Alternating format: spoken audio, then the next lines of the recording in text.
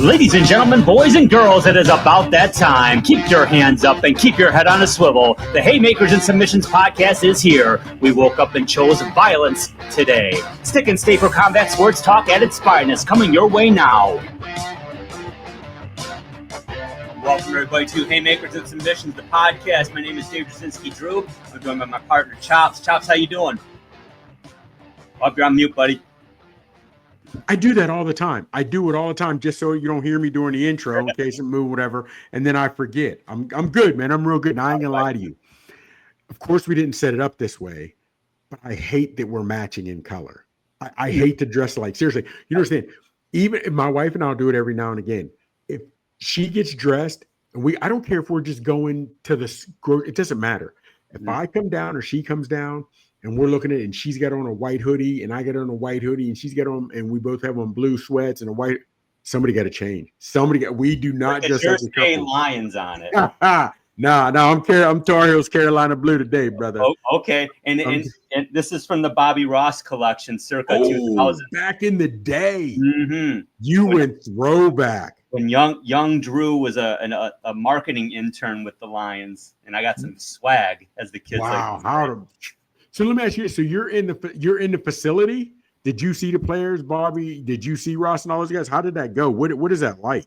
I was just game day. So I was in a shirt and tie to help escort a contestant out like at pregame or halftime to kick the field goal or to catch the jugs machine punt. Or yes. At the time we had what was called the Flying Lion. It was an inflatable lion, and he dropped envelopes, and you had a shopping cart.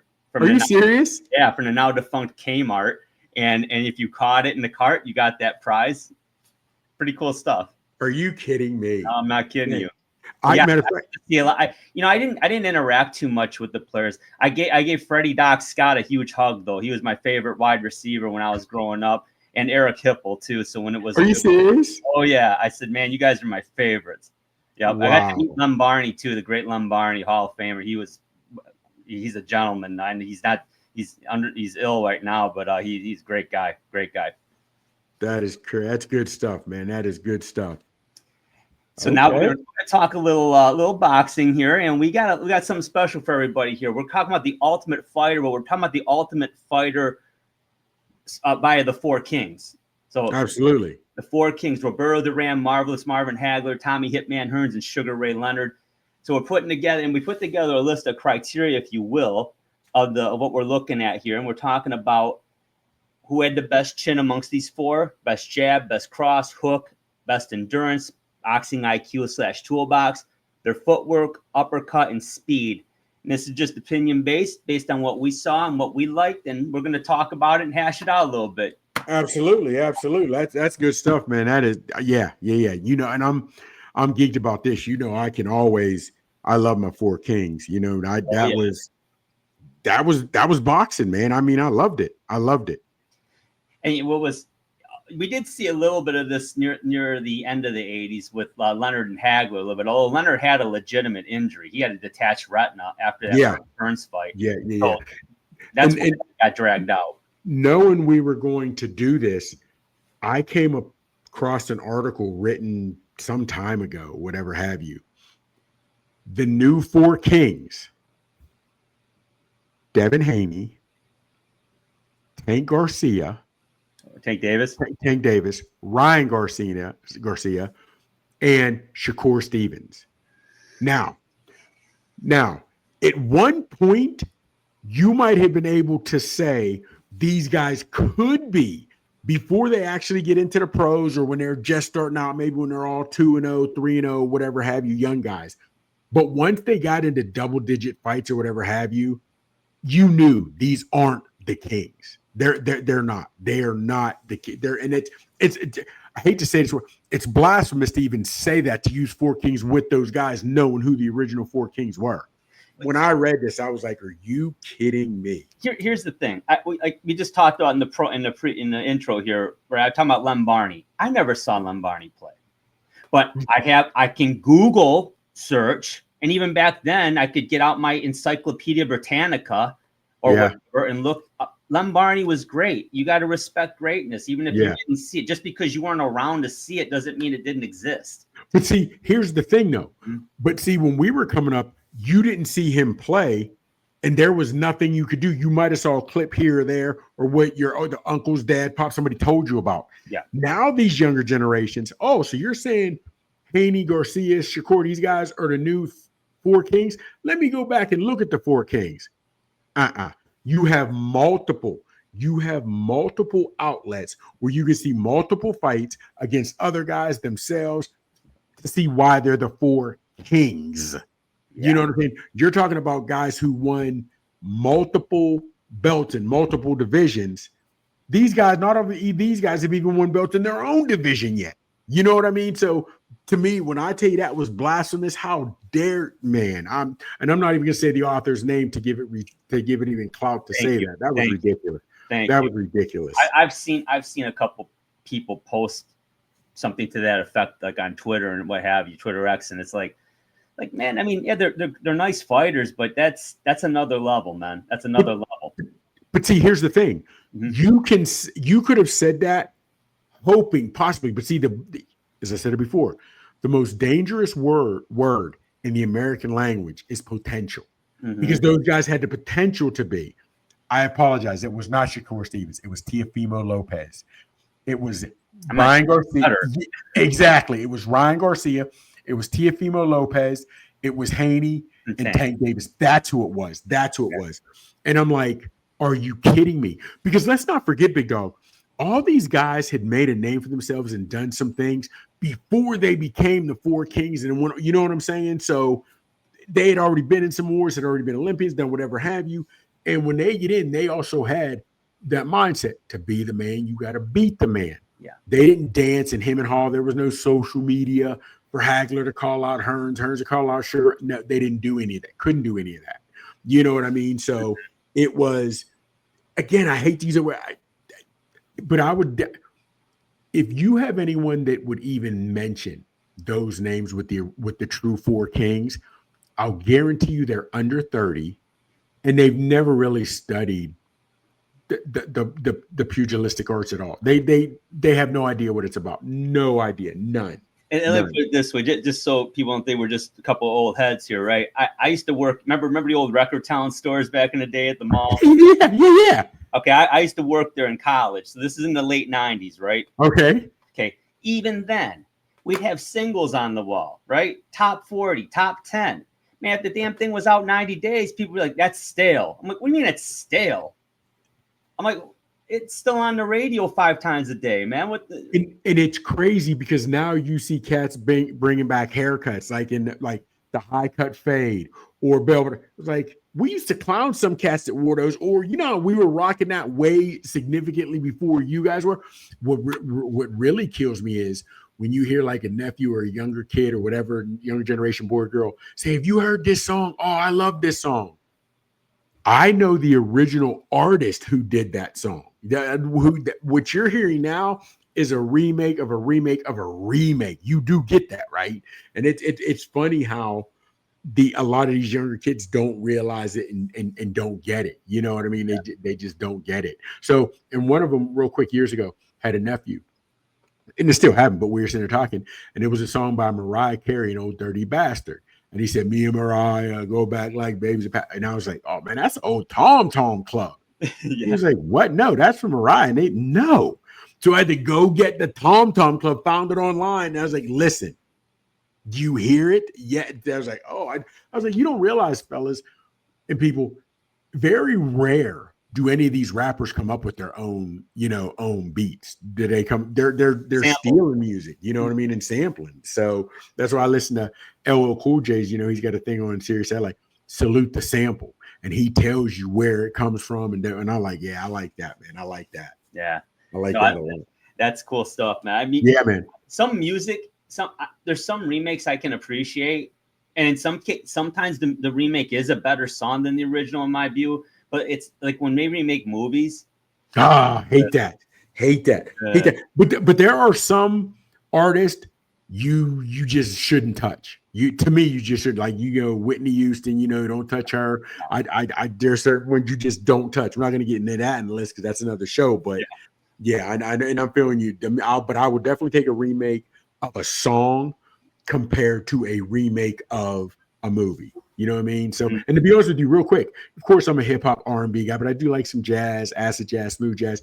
But I do like when you take songs, and whether it's an R&B song and then a country cattle remake it, I do like that too. You know what I mean? So I like it. There's a couple of those songs, whether it was like Whitney Houston remaking Dolly Parton's "I Will Always Love You," or whether it was like the name was All for One. The name of the group was All for One, and I'll Be There. And that was like Michael Murray or something, or Michael Montgomery. He was a country guy, and I like the different accents. Like, you know what? I'm feeling the R&B.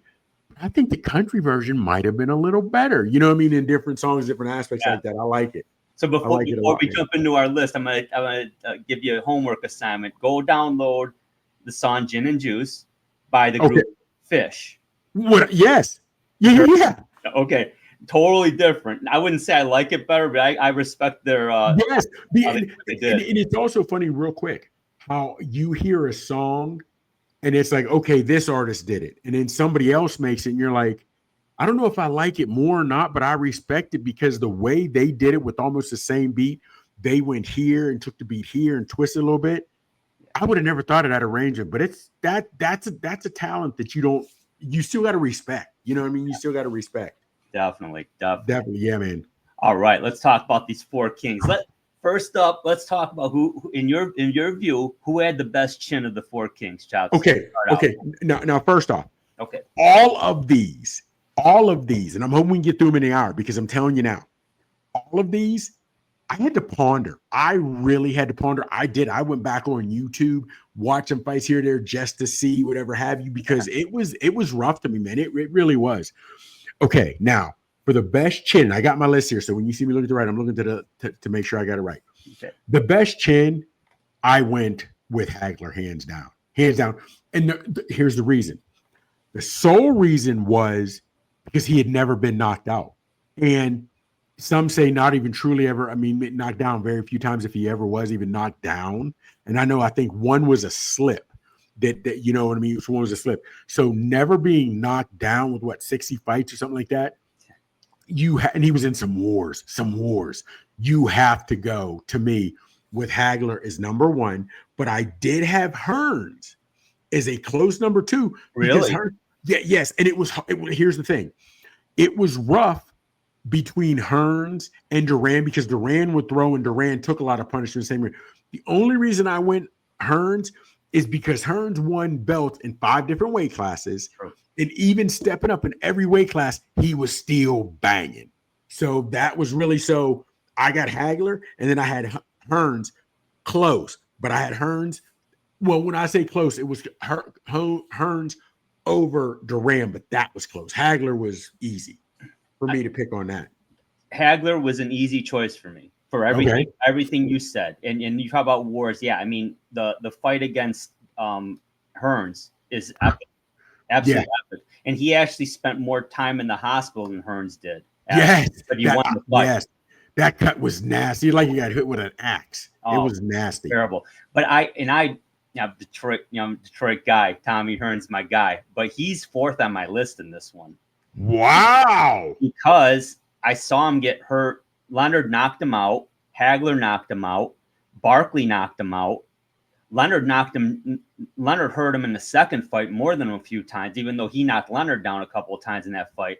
But Tommy, against most fighters, no issues. But against the best of the best, he was susceptible. Yeah. Now Hagler, I'm feeling you, but him and Hagler was a war, and he got whatever have you. But yes, he got hurt by Sugar Ray. How many times did Sugar Ray drop him? He dropped him in the first fight. He knocked him out. Yeah. In the second one, he hurt him. He did not knock him down in the second fight. True. And I think which was controversial. Yes, that first fight when he knocked him out, I don't think he saw it coming. That punch that he didn't think coming. But you're right. And I thought about Hearns because he was always willing to. He could fight out. He could fight from distance, But if you want him in close, he'll bang with you. He never ran from a bang. No. But because he took so many shots, you're talking about Iran Barkley, one heavy puncher. Yeah. Then you got Hagler, Hall of Fame, and you got Sugar Ray, Hall of Fame. You know what I mean? So, but that's why I took Hearns. But okay, so we got Hagler as number one. Who's your number two? Duran was number two because the only guy I really saw hurt him was Hearns, and I mean Hearns destroyed him. Yeah. Scary. Knocked him cold. It was. Yeah. I mean, other than that, he fought Leonard twice. The first Leonard fight was a war, and Leonard never really hurt him. True. It was a great boxing match, very close fight, but he never hurt him. He fought Hagler. He went the distance with Hagler. Yeah, he did. Yeah. So I mean, and there's many other fights, but I liked him a lot. And actually, Leonard, other than at the end when he probably should have retired against like Terry Norris and Camacho, he probably shouldn't have been fighting at that point. True. And I'll be honest, like I said, not a hill I'm willing to die on. I think more people would go with you and Duran as second over my Hearns as second. So I give you that. I'll give you that. I'm filling your list. But I don't think it's even close that it's Hagler. No, not. I mean, never being knocked down, you got to respect that, man. You have. I mean, come on. And in the wars that he was in, come on, brother. I hear you. That speaks for itself. Well, let's talk about the jab. So that could be a different conversation. Let's talk about that. Who do you got there? Okay, now here's my thing. I'm going for the jab, Sugar Ray. Okay, his was mainly because of the speed of it. He would pop that jab, and he was doing that jab to get you off your timing. He was throwing that jab to get you off your timing. Now, I liked Hagler's is a close second, but he threw it right. And to be honest with you, on this one, now I had Hagler and Hearns close for second because Hagler threw it with power where your boy Hearns could throw it from a further distance, but he brought it from down low. He'd have it here and he'd move and whatever low. So I went with Sugar Ray first, mainly because of speed, and he would use the jab. What it was, I'd hate to say that like I'm a know-it-all, but what it was almost intended for. Put it in your face so you don't see something else coming to throw you off your timing to break up your rhythm. So that's why I went with Sugar Ray, but I went with Hagler's jab second because he never got outside of himself. He mastered jab, and it was powerful. It was powerful. You know what I mean? It was powerful. Yeah, so I agree with what you're saying. I picked Hearns in this one. And the reason is the number one. It's the number one. And one of the reasons why is because I know it's a Kronk staple, the Kronk jab. It's not a rangefinder. It's not a timing mechanism. It is a punch that's delivered to inflict pain. Yeah. And it's a double. It was stiff. Hearns was stiff. Yeah. And he threw it. I mean, and what really impressed me about Hearns' jab, it was impressive at any of those weight classes like you talked about. When he was at welterweight, it was a jackhammer. Yeah.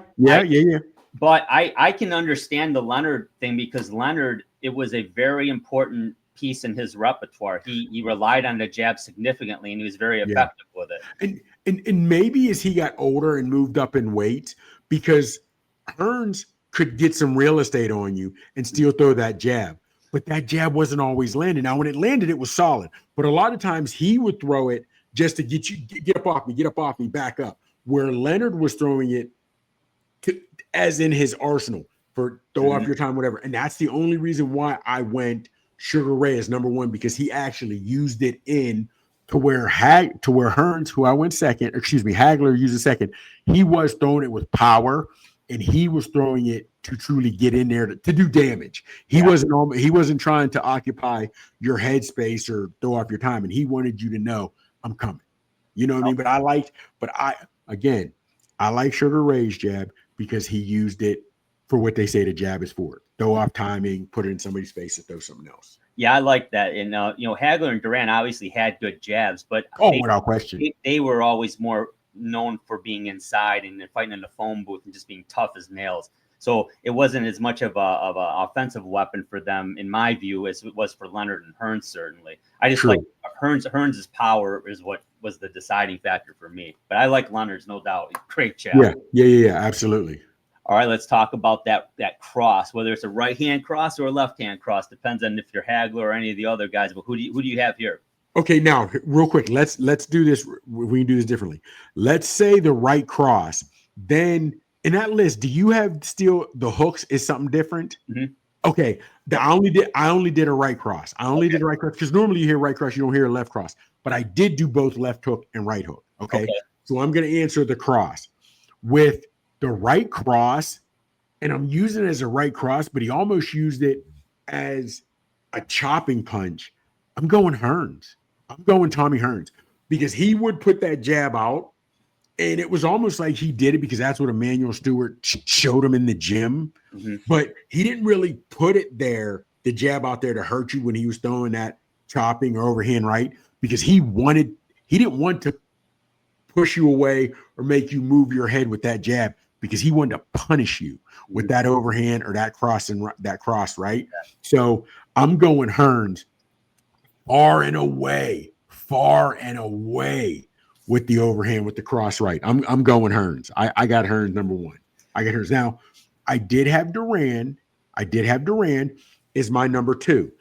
That was a lot because he threw everything with power. He threw everything, all his punches with bad intentions. Hands of stone. Yeah. That overhand right, that right cross is supposed to be your power. So I give him that out of the hands of stone. He threw everything as bunches and punches. You know what I mean? And punches and punches. So and with bad intent. So I went Hearns far and away because of that. I don't even. What do you want to call it? You want to call it a right cross? You want to call it the chopping? Because the way he came down on it, man, it was vicious. But I went Hearns number one, and then I went Duran two. Yeah, I definitely had Hearns far and away on this one. And yeah, if you're a football player and you're called hands of stone, that's probably not a good thing. But if you're a boxer, true that. It means you've got some heavy hands, and that's why Duran absolutely there. You know, and Hagler was in that mix too. Although, and he obviously he's a southpaw. So Marvin Hagler was a southpaw. So I certainly considered that. And Leonard, I didn't discount Leonard because Leonard was sneaky tough and sneaky strong. Yes, absolutely. People always look at him like he was the finesse fighter. Well, of these guys, yeah, he was. But make no mistake, he knocked Tommy Hearns out. Absolutely. Absolutely. He had a war with Duran. I mean, this guy could throw. So, but yeah, Hearns, there's no doubt in my mind. I mean, and then in that chopping motion, because Tommy's like 6'2". 6'1". Yes, 6'2". 6'2". They have him listed. Yeah, they have him listed 6'2". So I mean, that's coming. That thing is coming. He's bringing it. By the time it lands, it's coming with bad intentions. You can believe that. Absolutely. The crazy part is, man, real quick, as you talked about compared to the other kings, he was the finesse guy. But which I didn't realize until I started looking at this. He only had 39 fights. Yeah. Compared to the other guys, that's it's a very short resume compared to the other four kings, right? But of his 36 wins, he had 25 KOs. Yeah. That's not bad when you're considered a finesse fighter. You know what I'm saying? If you're considered a finesse fighter, you got 36 wins. If you can give me 12 to 15 KOs, okay, because you're considered, you know what I'm saying? Yeah. But he wasn't doing it. 25 is pretty good for a guy who's considered a finesse fighter. You know what I'm saying? Oh, absolutely. And think about, okay, so he, there was 11 fights he didn't get the KO, but that was one of those was Marvin Hagler. Yes. Yeah. And another two were Duran, who he split with. Actually, I'm sorry, he won 2 out of 3. Yeah. It's hard to count uno mas because that was like a glorified dancing contest there. But and he knocked out Tommy Hearns once and got a draw in the second one, which I have a problem with, but that's another show. I got you. So it's not like he was going the distance with guys he had no business going the distance with. He fought some tough Oh, without question. And when I really truly started going back and looking at these and looking at numbers, he had 3 losses, Sugar Ray. And you mentioned it. Camacho and Norris, he shouldn't have been fighting. Yeah. He really should, you know what I'm saying? And those were 2 of his 3 losses. Mm-hmm. 2 of his 3 losses. I loved when he was there. Hector Camacho was a great dude. I loved Camacho. I love what he's doing, whatever have you. But seriously, if you take that fight 7-8 years earlier, he's not in Sugar Ray. He's not in Sugar Ray's atmosphere. You know what I mean? Just skill set wise, not to me. No, I hear you. I hear you. Let's go to the hooks now. You see, so you broke it down by left and right, so that's cool. Let's start with the left hook. Okay, left hook. Now, mine was because he threw it with such speed and precision. I went Sugar Ray. Because when he throw that jab and he decided to work the body, which he did, he was throwing a nice, nasty left hook, and it was always crisp. You know what I mean? And it's funny because he boxed a lot the way he communicates. Remember, he was always, as my aunt would say, who's a speech pathologist, you must enunciate your vowels, diction. And he was always articulate. You know what I mean? He never came across as the dumb fighter, you got punched in too much. So he fought the way he articulated his words. Everything was crisp. Everything was with a point. Everything was with a reason. And that's why I chose his left hook. That's why I like Sugar Ray's left hook, because again, he threw it with speed. He'd sit down on it, and it was always crisp. No wasted motion, tight elbow. I loved it. I loved his left hook. Now, for the power on it, he still kept a nice technique, but he also had power. He never was just winging it. I went with Hearns. I went with Tommy Hearns as my number 2 with, the left hook. We're left hook. I apologize. Yep. Left hook was Hagler. Okay. Hagler had a nasty left hook. Wasn't a whole lot of speed with it. He also kept it tight with the technique, but Hagler was my close number 2 for the left hook. The left hook, I had Hagler. Got it. Yeah, I actually had Hagler at as my top left hook because he's south. Okay. I love your analogy of Leonard because that is very true.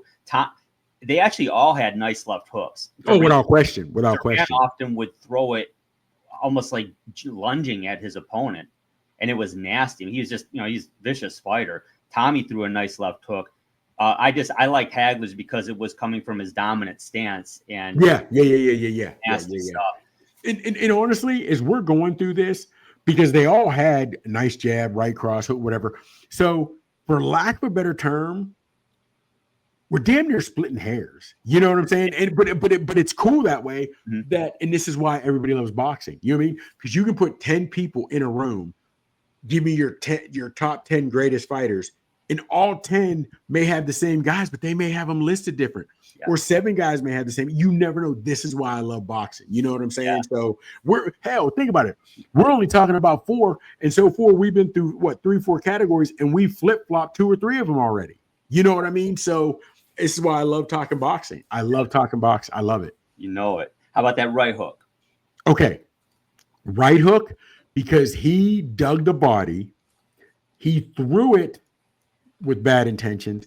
Wasn't a whole lot of form to it. Not like he sat down, not like he got proper rotation, not like he was, I don't know. Duran's right hook was nasty. Whether he landed it to the body or the head, if he landed to the body, he was shifting organs. If he landed it to the head, that's curtains. Game over. You can cancel Christmas. So with the right hook, because he threw it with such tenacity and viciousness, I go with Duran. On that one is where, because he could throw it and he put that whatever, that's where I had Hearns as second, because Hearns' right to me was better than Hagler's right.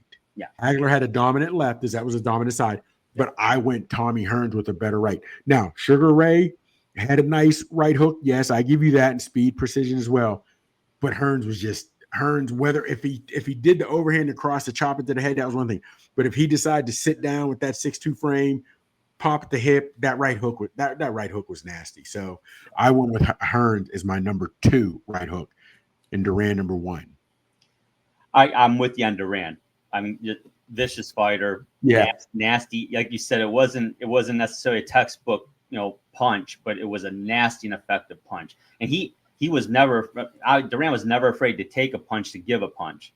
And not at all. 99% of the time, he was probably going to land a heavier punch. So he was going to go toe to toe with you. Yeah, without question. He wasn't afraid. He wasn't afraid to wherever you wanted to go, wherever you wanted to go. Even if you wanted to start out boxing, he could throw the jab to say whatever. But he knew, even my jab is pretty tough. At some point, I'm going to get inside. I'm going to eat this real estate up. So yeah, his right hook was nasty. I'm pretty much in agreement with you. I mean, Tommy Hearns had a huge right hook, and like I said, the only reason I had him slightly above Hagler is because, again, dominant hand for Tommy versus Hagler. But although I like a lead hook better than a rear hook. I think it's a nice punch. It's a punch like Canelo Alvarez uses very effectively, a double left hook. He's an expert at it. That's an effective punch. So when you can land that, that's good stuff. But yeah, Duran definitely hands of stone, baby. But Hagler close second, and Hearns. Well, Hearns and Hagler right there, like 2A and 2B for me. And that's not to discredit Leonard, but those guys are just vicious punchers, especially their body. Yeah, absolutely. How about endurance? Man, okay, here's the thing. I went Hagler 1, and that is strictly based off of just like Chin. He's never been knocked down, really never been knocked out. Definitely never been knocked out. So I was thinking, because you realize a lot of guys will hit that wall. Mm-hmm. And sometimes they're not even hurt. They're just tired. So they take a shot and they just fall and they can't get back up. So on that aspect for endurance, that never happened to Hagler in 60-some, never happened to him. That's why I went Hagler endurance. And Hagler would always bring it. He was always there to go when it's time to go. So I went Hagler number 1 with endurance. Now, I know we talk about the no mas and he gave up. I went Duran number 2. But here's why. Duran always brought it. And as long as he could go, he was going. He was going to throw punches and punches and punches and punches. So because he is in Hagler, never got knocked down, that's why I went 1. Because from the opening, Duran fought almost all his fights like your boy Hagler and Hearns did. Right? All his fights were barn burners from the opening bell, basically. You know what I mean? So you have to have heart, you have to have endurance to fight like that. Hell, that's most likely why, and he said it, Sugar Ray wanted the rematch so fast with Duran because he knew Duran was going to go back home and party and be out of shape. You know what I mean? So he knew he wouldn't be able to have, and that's why Sugar Ray danced, dance, run, whatever you want to call it. But he knew he couldn't stand in the lion's den for too long. Yeah. So that to me is why I went Hagler 1. When you're never knocked out, tired, come on, man. You've seen it where you've seen fighters, he just got tired. He ran out of gas. Mm-hmm. Never saw that with Hagler. And then, like I said, Duran, because he came, I know he had the Uno Mas, but he had a let's go. They rang the bell, so I'm about to unleash hell. So that's why those are my 1 and 2s. Who you got? Yeah, it's exactly Hagler 1, no question. To me, it was Hagler is an easy pick here. Duran was to me an easy number 2. The number 3, I got Leonard. And Hearns had great endurance. Don't get me wrong, but when Tommy got tired, that's when he got caught. Yeah. And his mechanics went out the window. Because even if you're tired, if you can still have good mechanics, keep your hands up, you can get through it, get some rest. But his hands dropped, whatever have you. Yeah, man, I got you. It was hard to tell I'm sure Hagler was fatigued at points, but his body. You could never really tell. No. You could never really tell. And the crazy part was, man, think about this. This is 6 in, we did jab, hooks, cross, whatever, 6 in. And this is the first one we've agreed on both. Well, the chin we did too. We both had Hagler and Hearns. No, because I had Hearns as number. You're right. Yep. You're right. This is the first one we were in line. But see, again, this is why I love boxing. You know what I'm saying? We might have 1 or the 2, but we have not been 2 for 2 on any until we get here to endurance. Yeah, exactly. That's another great point. Let's talk about boxing IQ, that toolbox. Who had the deepest toolbox? Who was the smartest fighter? Technically smartest fighter. Yeah. Who you got? I'm going to go Hearns is number 1. And I know it Okay. shocked a lot of people. I know it shocks a lot of people because Sugar Ray was so precise. He was so precise, whatever have you. Because of this, I got to go back. I had to go back. I had to watch some fights, right? Yeah. And even at different weight classes, right? Hearns still had, now I'd admit, once he got tired, it was harder, but he had a lot more fights and he got older, he got heavier, whatever have you. But he was always trying to dance. He was always on that bike, backpedaling, whatever have you, maybe hands down. And he was good. Even at a lot of times now, again, it was more the Kings who were able to do it. But once he got tired, guys catching him, guys dropping him. You know what I'm saying? Mm-hmm. So having said that, but other times he gets tired, and I've seen him tired in other fights, but he wasn't getting dropped. He wasn't, like that. So that's why I'm saying, you know what? He got tired in some of these fights, but until he was in the fights with the best of the best, the Mount Rushmore, hell, you're talking to 4 Kings.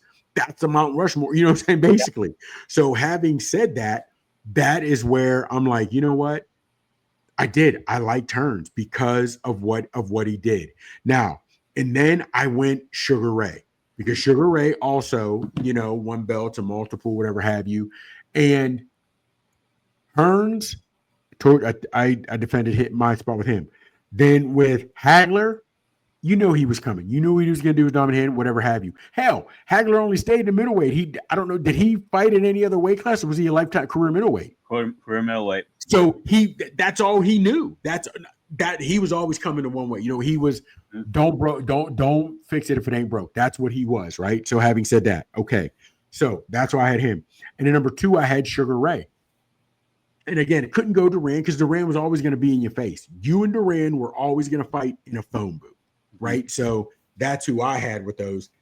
Hearns number 1, and then Sugar Ray number 2. Okay, I'm close with you, but I got Leonard number 1, and the main reason I have Leonard number 1 is because it seemed like, with the exception of the later fights like we've talked about that we like Norris and Camacho, I really don't think he should have been in. But he had the game plan depending on the opponent. He fought. He fought. Now, what I did like too, when he fought Duran the first time, he said, "Okay, I'm going to beat you at your own game," and he went toe to toe with him, and that was a damn close fight. I mean, yes, it was. And then the second fight, he said, "Okay, I'm going to do it my way now," like you said. A lot of the reasons for that too. It was gamesmanship, but he frustrated the hell out of Duran. He made Duran quit. No mas. Okay, well Hagler, he fought Hagler perfectly. He used all of the aggression and the frustration that Hagler had against him, and he danced around. He did enough to score. He'd throw flurries that looked nice in front of and I'll be honest, I scored that fight recently. I've talked about this. I had it a draw. When I scored it, when it happened, when I was 13, I had Leonard winning at 115, 113. I've never had Hagler winning that fight. I just haven't. But, and when he fought Hearns beautifully both times. I mean, he really did. He boxed, he banged, I loved his style. Now, I agree with you on Tommy Hearns. He was a very good boxer. And for as big as he was and as strong as he was, he really had a body type, mind you, a smaller man, but he had a body type like Deontay Wilder, a longer, lankier guy who had great power. But man, he had a much deeper toolbox than Wilder ever will have. Tommy Hearns? Yeah. Oh, yeah. But let's not forget, big dog, back then, it was a different mind. To be the man, you had to beat the man. Yep. There were no easy fights. You know what I'm saying? You couldn't pick tomato cans because everybody was coming to bring it. You know what I mean? So you're absolutely right. And if you'd have been one-dimensional, all I have is an overhand right, all I have is a left hook. Oh, I'm just waiting to land this one shot. No. Even Duran, if you don't think his toolbox was as deep as the other 3, he still had a nice jab. Mm-hmm. He was still going to work the body. He was still going to work the head. He was throwing punches in combinations. So if you look at Duran, and Duran was doing his own thing before he became one of the 4 Kings. You know what I mean? So, But if you look at Duran on the aspect of his toolbox hypothetically wasn't like the other guys or whatever, okay, I can get that. But you're going again, he's putting him on Mount Rushmore.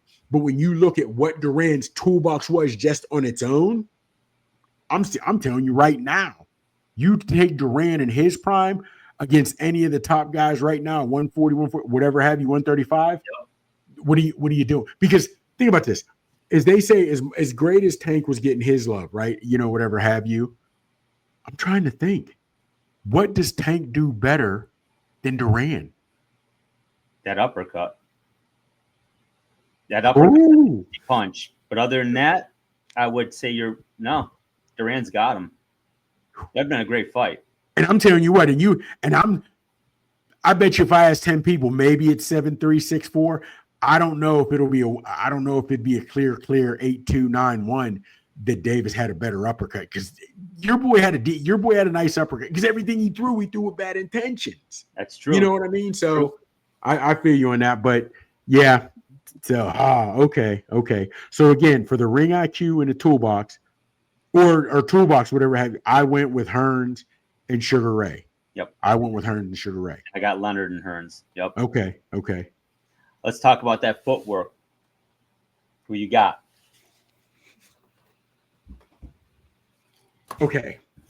Now they both won belts, so when I'd say this is going to give it away flat out. They both won belts in 5 divisions. So you already know who I'm talking about. Okay. But I went with Sugar Ray over Hearns strictly because of this. Maybe because at 5'10", and he might have been closer to 5'9". I don't know, 5'8", because Hearns looked a legit 6'2", maybe 6'3", but Hearns looked it, okay? But at 6'2", 6'3", when you start moving like that, you sort of look a little awkward, because your height, you just look awkward as Hearns did. But Hearns was able to do damn near everything that Sugar Ray could do. Mm-hmm. He just didn't look as smooth doing it. He just didn't look as nice getting in and out of his changes. He just didn't look as fluid, sidestepping, pivoting, whatever have you, getting in and out of range. And then when you add the speed, the tightness of his punches, because when he's compact as in Sugar Ray, he always looked just more neater, for lack of a better term. You can say that, right? He just looked more well put, more together than Hearns, who is lanky, sometimes gets tired, drops his hands, doesn't keep up the same. And a lot of times when he's moving, because his long strides, it almost appeared he was running. You know what I'm saying? Or sometimes when he's trying to tie you up, his long arms are out there. Would Sugar Ray say, would Muhammad Ali say he's the mummy? Just the way he was reaching, you know what I'm saying? It almost looked like the mummy. And so that it just didn't look as well, when Hearns is trying to grab, or Hearns is trying to lock up if he takes a good shot, where Sugar Ray said, oh, that was a good mind. That was nice. And here's the thing. Sean Porter had broken this down. I give him credit. Sean Porter had broken this down a while ago. Mm-hmm. He said there's one of the great things about ring IQ. He said every boxer has ring IQ. Every last one of us has ring IQ.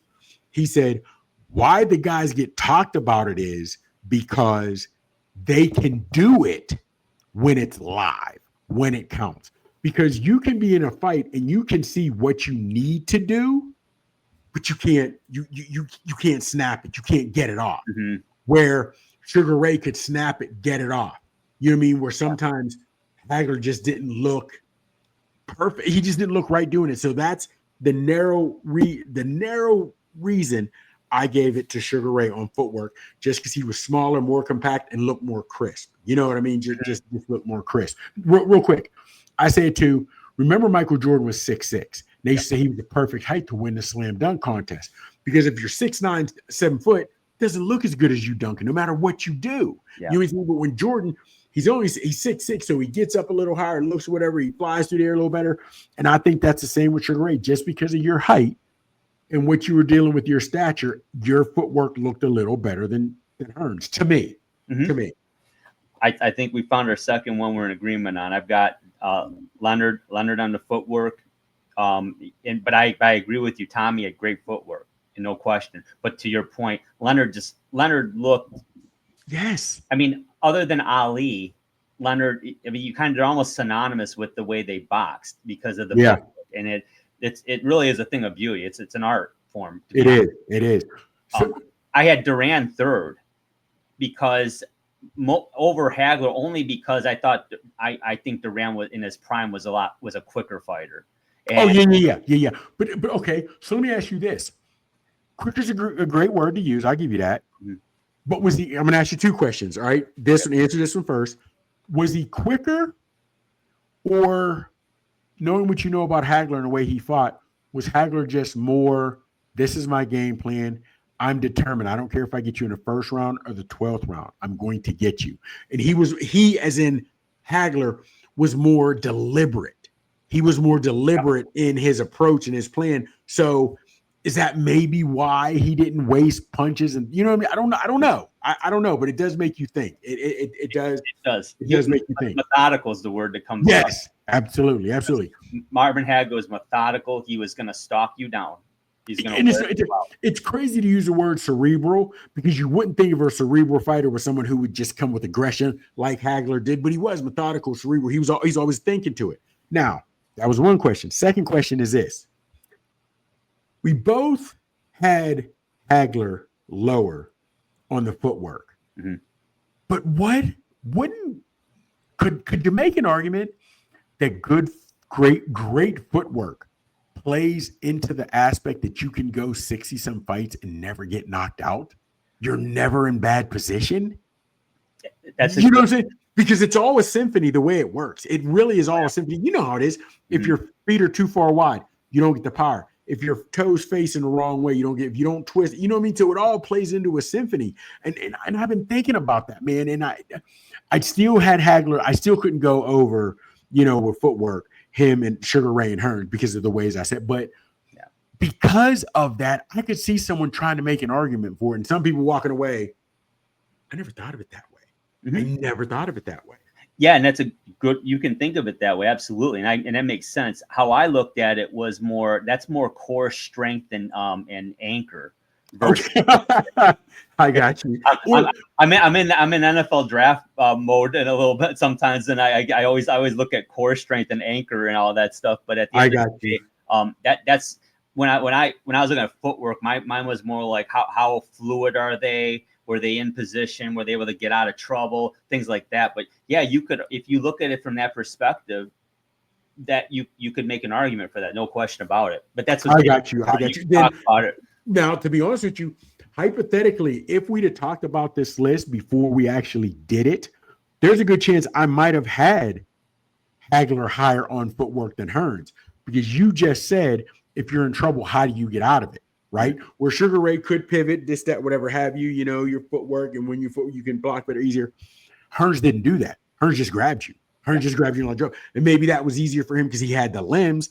But also when you're doing that, you're locking up. That's burning that lactic acid because you're grabbing. Yeah. You know what I mean? So I bet you, had we had talked about this, maybe it would have been different. Maybe that would have been different on footwork. You never know. I don't know.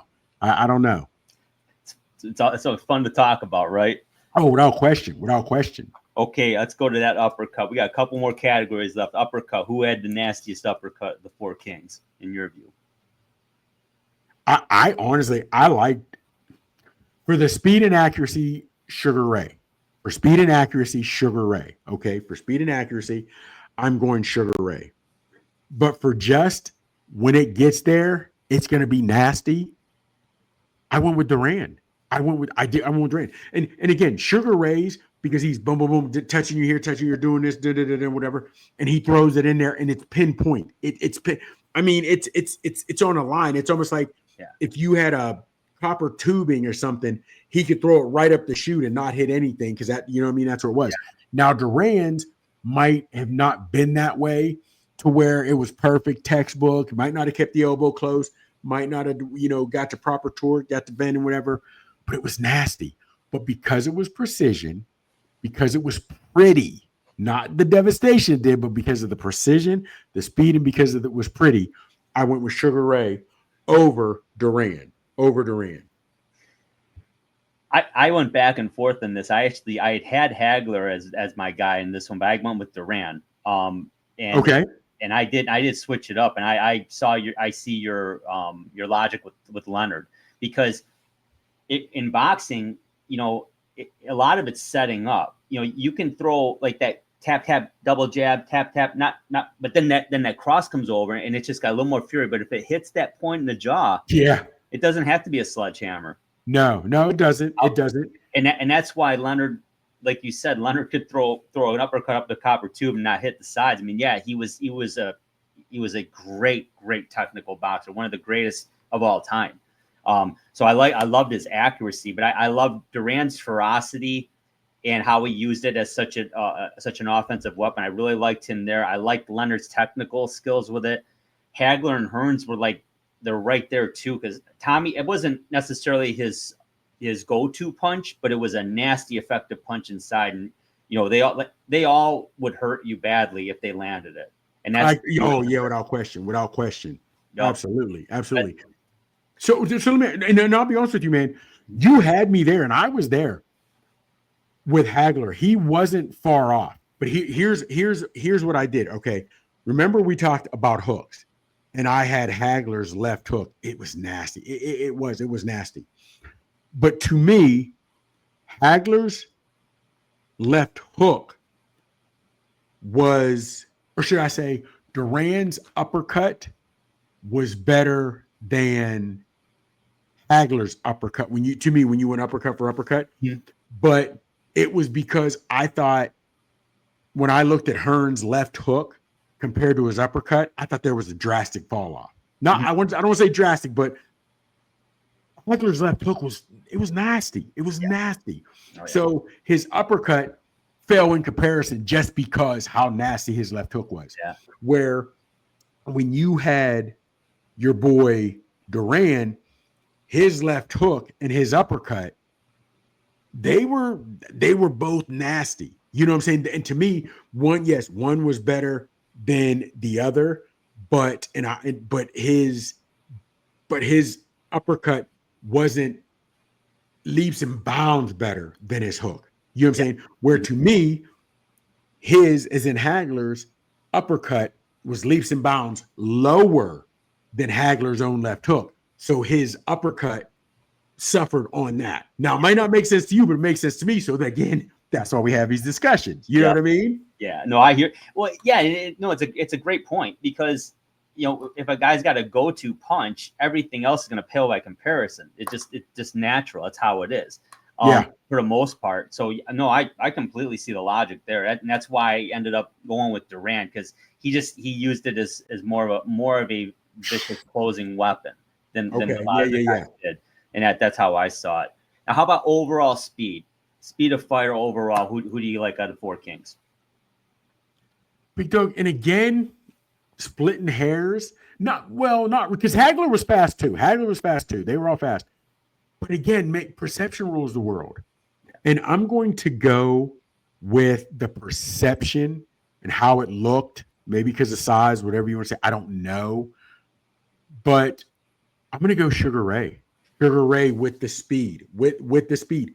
But when Hagler decided to throw, or excuse me, Hearns decided to throw, when Hearns was right there. Yeah. It just, he wasn't as neat. We'd been through this. He wasn't as neat. He wasn't as tight. He wasn't as compact as Sugar Ray. So it just looked a little more looping. It looked a little more cumbersome. It looked like it took a little bit longer to get there. So because of the way it looked and the way I perceived it, again, perception rules the world, I went with the perception of Sugar Ray being number one, and then Hearns with speed being number two. I can see the logic there, definitely. I actually have Duran number one. And here's where I came from on this, because you mentioned it earlier. Hagler only fought at middleweight, which is fine. It's 160. Yeah. Everyone else on this, amongst Four Kings, they started at welterweight. Yeah. Their way up. Yeah. So when I look at a Duran and a Leonard and a Tommy Hearns at welterweight and super welterweight, wow. I mean, they're and throwing with bad intentions and hurting people. I mean, yeah, man. Yeah. So Hagler gets a knock for being methodical, but to your point, he was methodical, but he was not slow. He had speed. And Hearns had great speed too. I mean, that jab was no joke. I mean, not at all. He was quick. Leonard, again, it was so close between. I love Duran got at the edge on my list because of his aggressiveness. Okay. He was coming at you. Hagler come at you methodically. Duran charged you. Yeah, and when Duran threw that jab, he was trying to bust that nose. He was trying to bust that nose open. Where Sugar Ray, when he threw it, like I said, put in your face, throw off your timing. If he touches you, welch that eye, great.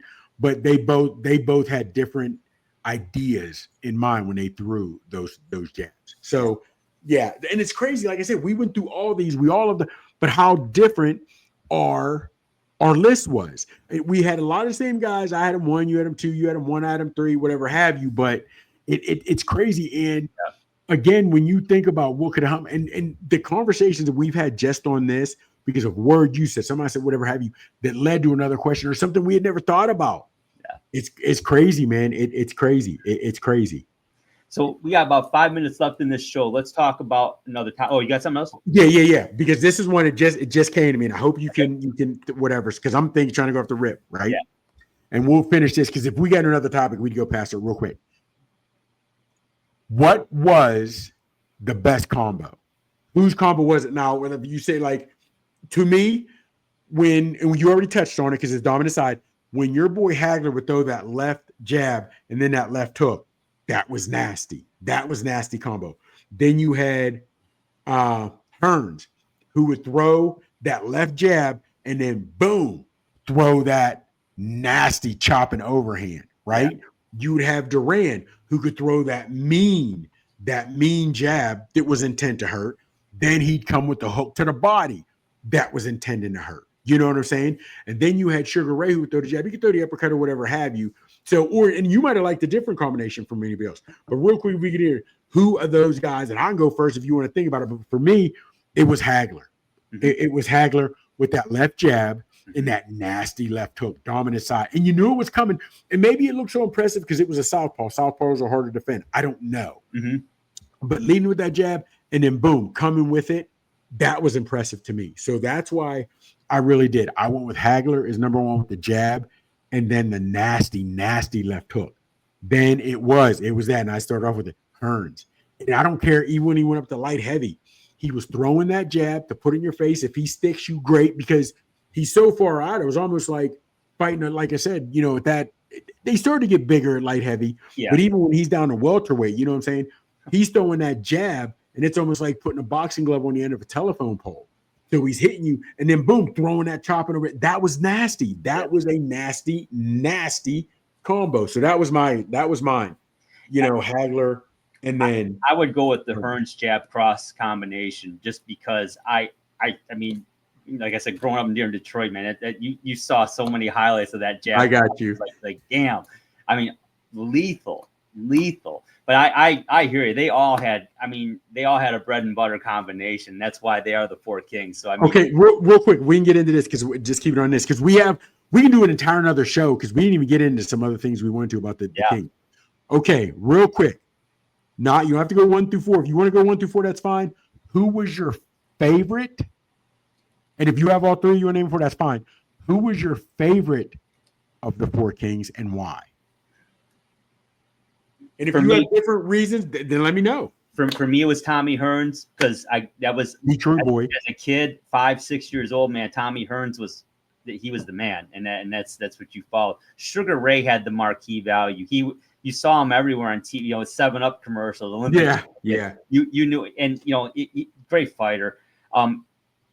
Hagler and Duran. I saw Hagler probably the least of the 4.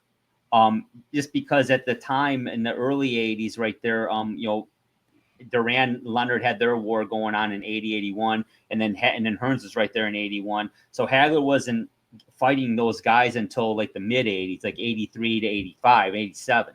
So that was kind of where I came from there. That's why that was my order. But I loved all of them, respected all of them. I got you. Yeah. Now,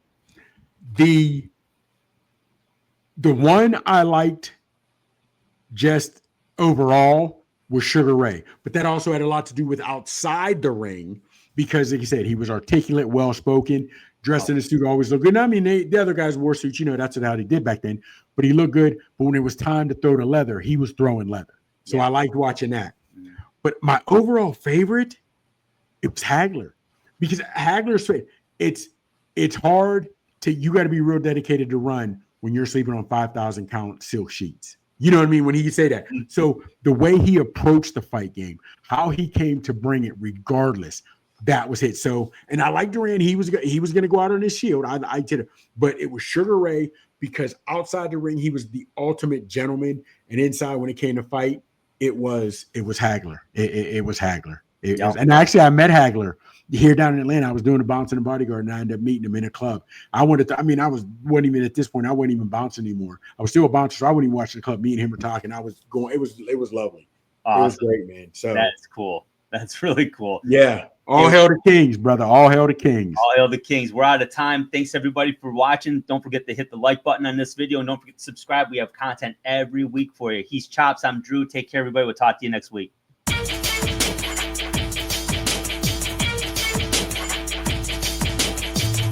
Thank you for watching the Haymakers and Submissions podcast. You can find us on the ESEN network on the Roku app every Friday night at 10 p.m. Eastern Standard Time beginning on October 4th, 2024. Check us out on Twitter X. Our handle is @HeySubPod, capital H, capital S, capital P.